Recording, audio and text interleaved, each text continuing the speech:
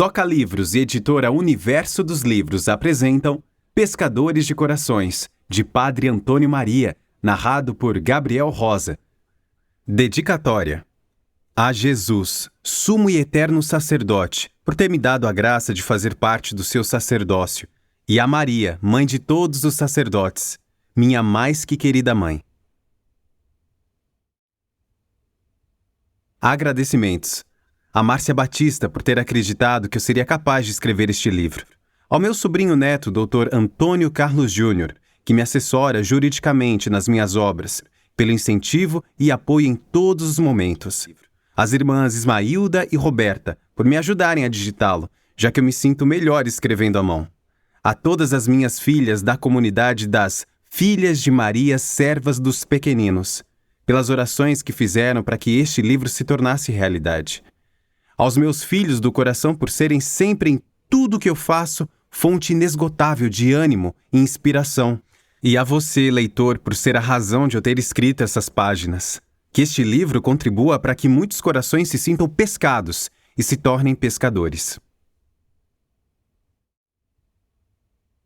Apresentação.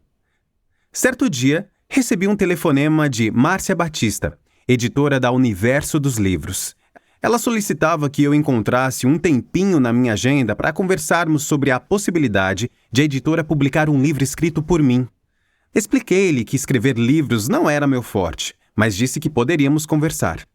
Naturalmente, ela quis saber quando nos encontraríamos. Eu estava no Pará, com viagem marcada para Belém, mas lembrei-me de que no dia seguinte iria gravar as 4 músicas que faltavam para meu novo CD, Novo Caminho.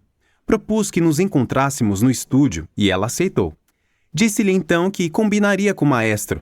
Como a gravação estava marcada para as 20 horas, eu chegaria mais cedo e teríamos nossa conversa. Ótimo, padre, ela disse. E nos despedimos.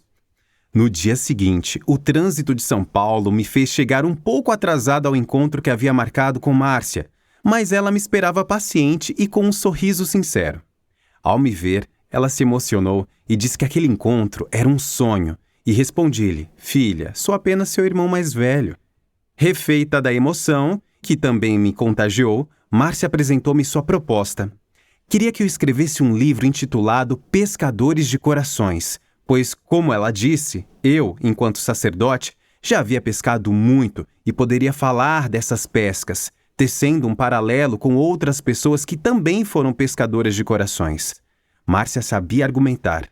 Disse que as pessoas mereciam conhecer minhas experiências e que mereciam também saber que muitos outros pescadores de corações haviam dedicado a vida a lançar redes, a fazer o bem, e que eram exemplos e fonte de ânimo para muitos e muitos outros pescadores.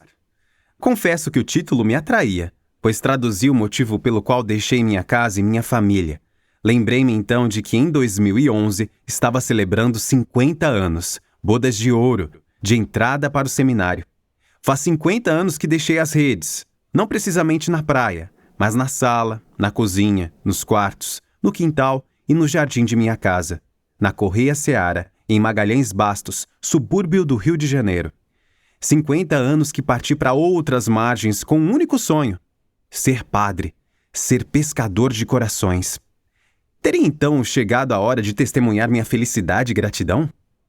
Ainda que fascinado por aquele título, eu tinha minhas dúvidas. Terei tempo para escrever? Terei capacidade para isso? Interrompendo meu silêncio pensador, Márcia vendeu o seu peixe e me convenceu.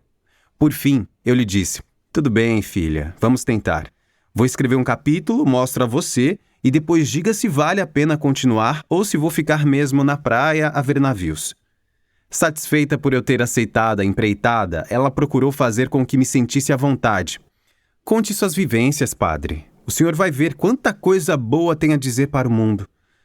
Assim, encerrando nossa conversa, eu disse a Márcia que, como viajaria para Belém no dia seguinte e teria tempo durante o voo, já tentaria escrever algo. E nos despedimos. No aeroporto comprei um caderno verde cheio de esperança. Preparei-me para iniciar a tarefa com uma prece a Jesus. Senhor, por causa de tua palavra lançarei a rede. Lucas 5:5. Que eu saiba, meu Deus, lançá-la para o lado que me ordenares. Que a pesca seja abundante. João 21:6. Sabes que sou mais pecador que pescador, mas saberás dar um jeitinho nesse S que faz a diferença. Padre Antônio Maria. 1. O pescador que foi e é peixinho.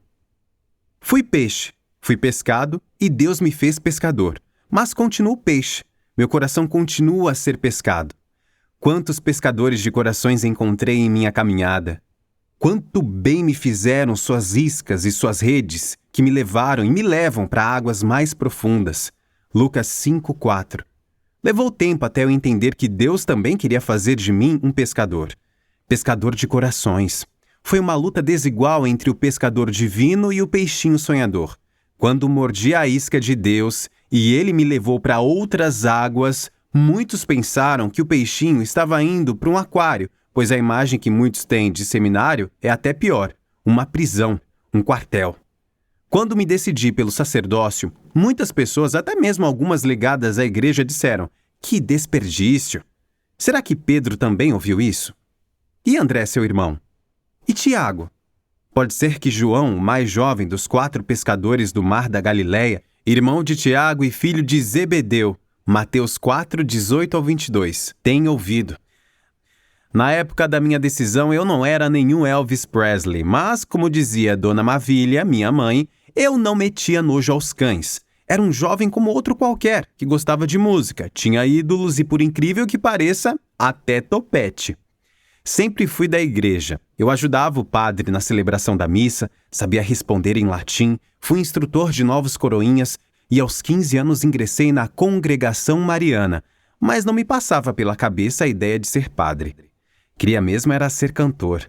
Gostava de ir aos programas de auditório da Rádio Nacional, levado por minha irmã Carmelina, onde tive o privilégio de ver ao vivo e a cores astros e estrelas da época cantando nos programas de César de Alencar, Manuel Barcelos e Paulo Gracindo. Era fascinante ver e ouvir Ângela Maria, Nelson Gonçalves, Dolores Duran, Marlene, Emilinha Borba, Calbi Peixoto, Carlos Galhardo, Linda e Dicinha Batista e tantos outros. Um dia, Ângela Maria passou por mim e me fez um carinho. O toque de uma deusa. Que honra, meu Deus! Ela, a rainha do rádio, tocou em mim. Hoje somos amigos. Ela me chama de Tuniquinho, com todo carinho, e continua sendo uma estrela de brilho inigualável.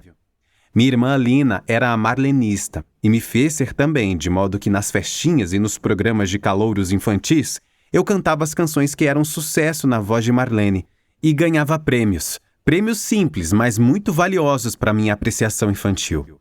O primeiro que ganhei foi um pratinho de porcelana, um troféu que guardo até hoje. Na gravação do meu DVD em Mariana, Minas Gerais, tive a grata surpresa de ver a incomparável Marlene entrar no palco com esse pratinho de porcelana nas mãos. Não posso descrever a alegria e a emoção que senti. Foi muito forte. Cantamos juntos de improviso o nosso sucesso, Zé Pequeno. Como escrevi antes, eu era instrutor de novos coroinhas e, para facilitar o aprendizado, celebrava a missa como se fosse padre. Vovó até preparou os 3 paninhos necessários para a celebração: corporal, sanguíneo e manustégio. O paninho corporal era um tecido de linho, engomado, de 30 por 30 centímetros mais ou menos. O sanguíneo era outro paninho para enxugar o cálice no final da purificação, que se fazia após a comunhão. E o manustégio era para enxugar as mãos do padre após o lavabo, momento em que o sacerdote lava as mãos depois do ofertório. Para ajudar na minha tarefa, o padre Aldemar Ferrari, nosso pároco, me emprestava um cálice velho e permitia que eu pegasse uma hóstia grande para colocar na patena e que usasse as 2 galhetas, uma com água e a outra com vinho de verdade. Eu só não consagrava, é claro, mas o pouco de vinho que havia na galheta eu tomava. Se não fizesse isso, como é que os meninos iriam aprender a ajudar o padre na purificação? Era questão de praticidade. Uma tarde após minha aula aos novos coroinhas, estávamos reunidos no pátio da casa paroquial, quando o padre Ferrari lançou a pergunta: quem de vocês quer ser padre? Silêncio. Deus me livre, eu disse categórico, interrompendo o silêncio. Deus te livre por quê, Toninho? Ah, padre, imagina eu de batina preta como o senhor andando pela rua. Fala. E os meninos gritando: olha o urubu! Não, padre, não. E depois, padre não casa, não é? Eu não tenho vocação. Toninho, Toninho, cuidado, meu filho. Os que dizem assim tão depressa que não tem vocação são os que têm. Não, eu não. Experimenta. Vai para o seminário e lá você poderá descobrir se tem ou não vocação. Voltei para a casa de bicicleta. Parecia que a cada pedalada a pergunta vinha à minha mente: e por que não? A resposta também: não, não. Vou ser cantor. O certo é que a partir daquele dia não tive mais sossego. A pergunta voltava constantemente e comecei a receber sinais do chamado, mas eu tinha minhas desculpas para todos eles. Mais tarde, constatei que isso aconteceu com muitos personagens bíblicos conhecidos. Quando Deus chamou Moisés para libertar o povo do Egito, ele tentou escapar por todos os lados. Eles não me crerão, nem me ouvirão, e vão dizer que o Senhor não me apareceu. Êxodo 4, 1. Moisés até usou como desculpa o fato de ser gago. Ah, Senhor, eu não tenho o dom da palavra, nunca o tive, nem mesmo depois que falaste ao vosso servo. Tenho a boca e a língua pesadas. Êxodo 4, 10. Isaías também teve suas desculpas. Ai de mim, estou perdido porque sou um homem de lábios impuros e hábito com um povo também de lábios impuros. Isaías 6, 5. E Jeremias, igualzinho. Querendo escapar, ele dizia: ah, Senhor Javé, eu nem sei falar, pois sou apenas uma criança. Jeremias 1, 6. Então, não chega a ser estranho que eu também tivesse tido minhas desculpas. Afinal, até a Virgem apresentou as suas ao anjo. No caso dela, não eram bem desculpas, mas dúvidas. Como se dará isso? Lucas 1, 34. A resposta para Maria foi: o Espírito Santo descerá sobre ti e o poder do Altíssimo te cobrirá com sua sombra. Lucas 1, 35. Eu não tinha capacidade de pensar que se estivesse mesmo sendo chamado, Deus daria seu jeito, pois todos os que se desculparam foram vencidos pelo Senhor. A Jeremias, que se achava uma criança, ele disse: eis que coloco minhas palavras em teus lábios. Vê, dou-te hoje poder sobre as nações e sobre os reinos para arrancares e demolires, para arruinares e destruíres, para edificares e plantares. Jeremias 1, do 9 ao 10. A Isaías, que se achava impuro, Deus enviou um serafim que lhe tocou os lábios e disse: tendo esta brasa tocado teus lábios, teu pecado foi tirado. E Deus acrescentou: quem enviarei eu? E quem irá por nós? Isaías 6, 6 ao 8. Isaías respondeu positivamente e foi. A Moisés, o gago, Deus disse: quem deu uma boca ao homem? Quem o faz mudo ou surdo? Faz vidente ou cego? Não sou eu, o Senhor?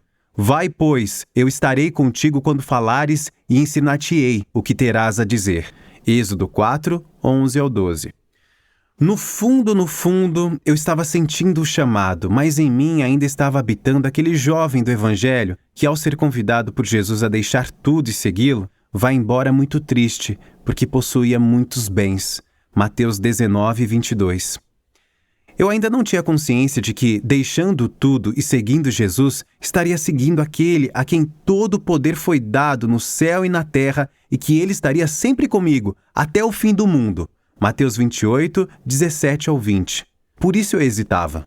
Também não imaginava que, me chamando ao seu sacerdócio, ele me daria as condições necessárias. Afinal, não foi assim que fez ao escolher seus apóstolos, tão cheios de defeitos e de interrogações? Marcos narra: depois subiu ao monte e chamou os que ele quis, e foram a ele. Designou 12 entre eles para ficar em sua companhia. Eles o enviaria a pregar com o poder de expulsar os demônios. Marcos 3, 13 ao 15. Quanto ao fato de não casar, de não constituir família, eu ainda não sabia que quem deixasse tudo, por amor ao reino de Deus, sua casa, sua mulher, seus irmãos, seus pais ou seus filhos, receberia muito mais neste mundo e no vindouro a vida eterna. Lucas 18, 29 e 30. E menos ainda sabia que Jesus havia dito a seus discípulos: nem todos são capazes de compreender o sentido dessa palavra, mas somente aqueles a quem foi dada. Porque há eunucos que o são desde o ventre de suas mães, e há eunucos tornados tais pelas mãos dos homens, e há eunucos que a si mesmos se fizeram eunucos por amor do reino dos céus. Quem puder compreender, compreenda. Mateus 19, 11 e 12. Com minhas dúvidas, fui levando a vida. Era 1960. Eu estudava à noite no ginásio Rosa da Fonseca, na Vila Militar, e nesse tempo comecei a prestar atenção em uma colega de classe. Ela se chamava Fátima. Trocávamos olhares, sorrisinhos amarelos e nada além disso. Então eu pensava, logo agora encontrei a Fátima, mais um motivo para realmente acreditar que não tenho vocação para padre. Os meses foram passando. Um dia, Fátima deixou um bilhetinho na minha carteira. É verdade que você está gostando da Fátima? E eu respondi no verso do bilhete. Não estou gostando. Estou apaixonado. Era mais ou menos metade do ano. Depois disso, nos falamos até com bastante frequência. Mas não era um namoro. Os tempos eram outros. Foi então que recebi pelo correio uma carta da irmã Maria José, uma filha da caridade, já idosa, que trabalhara na escola paroquial com outras irmãs de sua comunidade e que fora transferida, se não me engano, para Barbacena. O envelope vinha endereçado ao jovem Antônio Moreira Borges, e essa era a primeira carta que eu recebia pelo correio. Nela, irmã Maria José me enviava uma lembrança da ordenação de um padre salesiano, Padre Jaime de Lácio Teixeira. Aquela lembrança não era um santinho, mas um folheto no qual ele explicava o que é a vocação sacerdotal e como um jovem pode discernir se tem ou não vocação. Aquilo mexeu comigo. Agora escrevendo, lembro que irmã Zoé Jabor, que exerceu um papel predominante em minha vida, costumava me perguntar por que eu não ia para o seminário. Na sequência desses acontecimentos, houve a visita pastoral de Dom Jaime de Barros Câmara à nossa paróquia. Numa tarde, ele foi ao confessionário para ouvir os jovens que iam ser crismados em confissão, e lá fui eu para a fila. Aprendi na catequese que ao me ajoelhar para a confissão, devia dizer, Padre, dai-me a vossa bênção, porque pequei. Mas ali estava um cardeal. Como deveria chamá-lo? Não poderia dizer simplesmente Padre. Então ajoelhei-me e solenemente disse, Senhor cardeal, dai-me a vossa bênção, porque pequei. Vi que ele gostou e foi logo dizendo, muito bem, muito bem. E eu pensava, quando eu contar meus pecados, não sei se vai continuar dizendo muito bem. Rezei o eu pecador, como era de praxe, só num tranco, sem engasgar.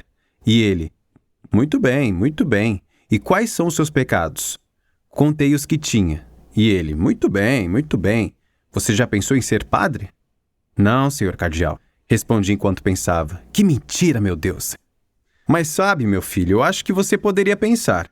Olha, vou ficar na cidade mais alguns dias. Caso você queira ir para o seminário São José, eu vou pessoalmente à sua casa falar com seus pais e lhe dou uma relíquia de Santa Teresinha. Então pensei, pelo amor de Deus, o cardeal lá em casa? Naquele tempo as coisas eram mais solenes, mais formais. Quem éramos nós para receber um cardeal em casa? Assim, logo descartei a ideia. Senhor cardeal, eu não tenho vocação. Meu filho, como você pode afirmar isso? Pense bem. Reze, com certeza Jesus vai mostrar. Agora, reze o ato de contrição. Nem me lembro qual foi a penitência que ele me deu. Talvez tenha sido rezar 10 Ave-Marias. Só sei que saí dali correndo feito bala e pedindo a Deus que me defendesse de mais um, quando encontrei Dona Lília. Dona Lília foi minha catequista do tempo da Cruzada Eucarística. Dela guardo as melhores recordações. Posso afirmar que foi uma grande pescadora de corações, e em especial do meu. Aprendi muito com aquela mulher, que era uma pessoa totalmente dedicada à evangelização e à caridade. Ainda guardo um papelzinho com a letra de um canto religioso que ela mesma escreveu. Fugindo do cardeal? Perguntou Dona Lília. Dona Lília, o que é uma relíquia? É um pedaço do corpo de um santo. Quê? O cardeal me disse que se eu for para o seminário, me dará uma relíquia de Santa Teresinha. Já pensou? Toninho, Santa Teresinha rezou muito pelas vocações e pelos padres. Vou rezar a ela para que você descubra sua vocação e entre no seminário. Eu queria responder, não faça isso, Dona Lília. Mas por respeito não disse nada e a resposta ficou só no pensamento. Mas confesso, aquela investida do cardeal me baqueou. Já que falei de Dona Lília, aproveito para agradecer a Deus por ela e por todas aquelas que foram minhas catequistas. Dona Hilda, Dona Antônia, Maria, irmã da madrinha da minha irmã. Hoje todas estão na eternidade. Que Deus as recompense pelo bem que me fizeram, testemunhando na vida aquilo que me ensinaram. Agradeço de coração a Dona Adélia Guina, minha catequista da primeira comunhão, a única que ainda está entre nós. Que Deus lhe dê muita força espiritual para sua atual caminhada. Vieram outras investidas e eu lutava contra elas. Na verdade, perdi a luta, mas sei que isso foi um ganho. Vale aqui lembrar as palavras de São Paulo aos Filipenses. Mas tudo isso que para mim eram vantagens, considerarei perda por Cristo. Na verdade, julgo como perda todas as coisas, em comparação com esse bem supremo, o conhecimento de Jesus Cristo, meu Senhor.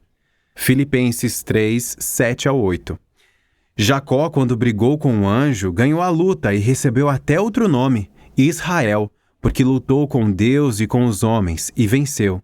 Gênesis 32, 28. Israel quer dizer isso mesmo, aquele que luta com Deus. Eu lutei e perdi. Deus ganhou, e mais tarde mudei de nome. Mas contarei sobre isso em outra ocasião. Ainda devo narrar algumas outras batalhas, dentre as quais a decisiva. Um dia fui acometido por uma gripe muito forte e fiquei de cama. Uma vizinha que morava numa das casinhas que meu pai alugava veio me visitar. Além de ser enfermeira, ela era muito religiosa e ao ver uma imagem de Santo Antônio na minha cabeceira, lembro que comprei essa imagem quando tinha 11 anos com um dinheirinho que fui guardando, minha primeira compra pessoal. Ela disse: "Toninho, por que você não vai ser padre?" "Padre não casa", respondi. "Eu também não casei", disse ela, e fiz isso consciente para acompanhar minha mãe e cuidar dela, mas nem por isso deixo de ser feliz. Quando a gente faz uma escolha, Toninho, deixa de fazer outra, mas se essa renúncia for por amor, então é maravilhoso. Nesse momento lembrei-me de que mamãe falava muitas vezes em renúncia, principalmente quando se referia à vida matrimonial. Sem renúncia a gente não chega a lugar nenhum. Quem tudo quer abraçar, aperta pouco, dizia ela. Minha cabeça dava voltas. Era febre, mas também com certeza era o fogo de Deus que já ia me queimando. "Toninho, já que o seu problema é não poder se casar, por que você não entra na Ordem Terceira Franciscana?" "Que é isso?" "Eu sou da Ordem Terceira, na Igreja do Santo Sepulcro, em Cascadura. Sou consagrada. Lá também usamos hábito e muitos irmãos e irmãs são casados." "Tá aí uma coisa boa. Serei de Deus, mas não preciso ir para o seminário. E poderei casar." Claro que eu não sabia nada sobre ordens terceiras, mas no 4º domingo do mês, peguei o ônibus Cascadura Barata e fui à Igreja do Santo Sepulcro apresentar-me como candidato. Apresentaram-me um senhor de idade avançada e disseram-me: "Este é o mestre de noviços. É quem vai preparar você." Fiz toda a preparação necessária. Não falava muito disso em casa e nem na igreja, pois tinha medo que meu pároco não gostasse que eu estivesse me infiltrando em territórios de outros padres. Numa noite, ingressei solenemente no noviciado da Ordem Terceira. Eu estava sozinho. Parecia mesmo um tipo de fuga do plano que Deus traçara para mim. Escolhi o nome de irmão Vicente de Paulo, ao receber a corda franciscana, que, por ser noviço, devia usar por dentro da roupa. Foi um tempo abençoado, do qual jamais vou me esquecer. Aprendi a amar São Francisco e me identificava muito com ele. É um orgulho para mim ser um franciscano da Ordem Terceira, mas Deus não sossegava. Ele me queria padre mesmo.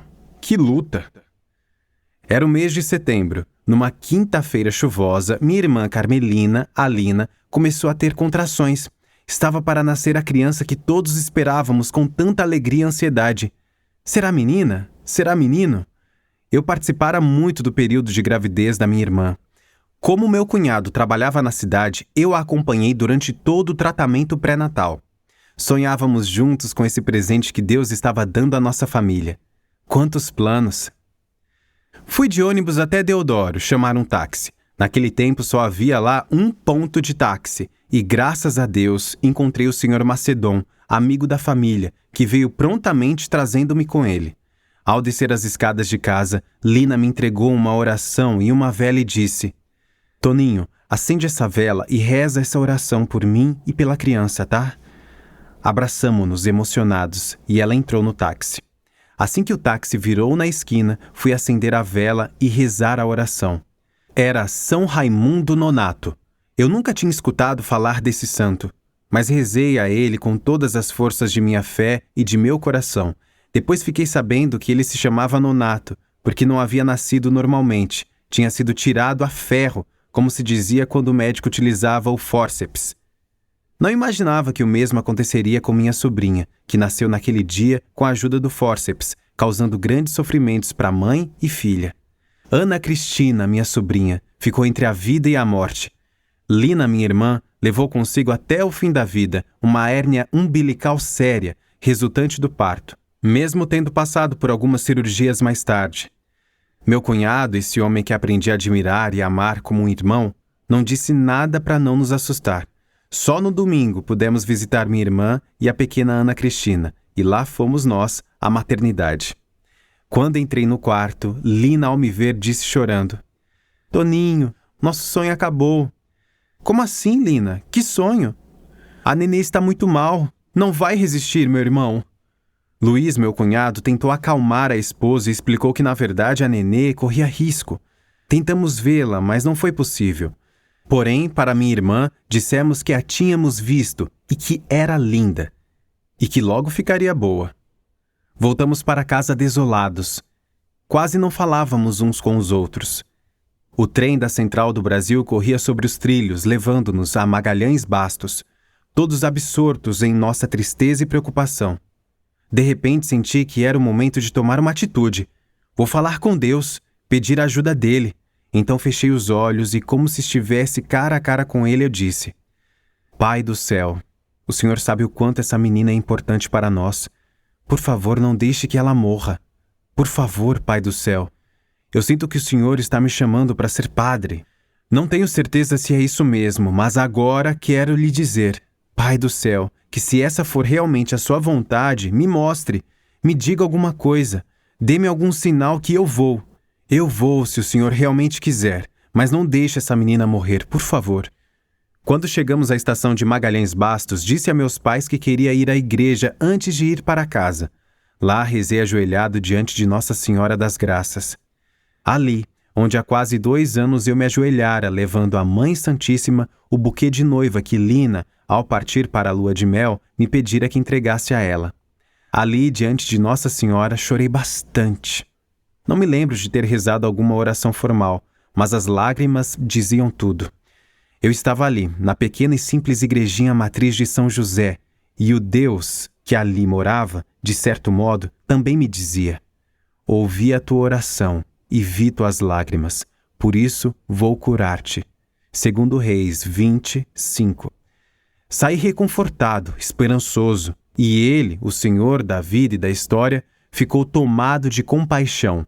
Mateus 9:36. Então ele começou a curar-me, e com certeza curar também minha sobrinha. Logo que saí da igreja, encontrei o Sr. Máximo Lacava, presidente da Congregação Mariana. Ele tinha filhos quase da minha idade, era um amigo querido e íntimo. "E aí, Toninho? Fiquei sabendo que a Lina teve uma menina." "É, Lacava, mas as coisas não estão muito bem." Expliquei a situação e contei também da minha situação pessoal em relação à vocação. Disse-lhe que havia feito um pacto com Deus e que se ele me desse um sinal, eu o seguiria para sempre. Mas que em troca eu pedia a vida da Ana Cristina. Anos mais tarde fiquei feliz ao ler o Salmo 85:17. Esperamos que você tenha gostado desta prévia. Para continuar ouvindo este audiolivro no Google Play Livros, use o link na descrição do vídeo.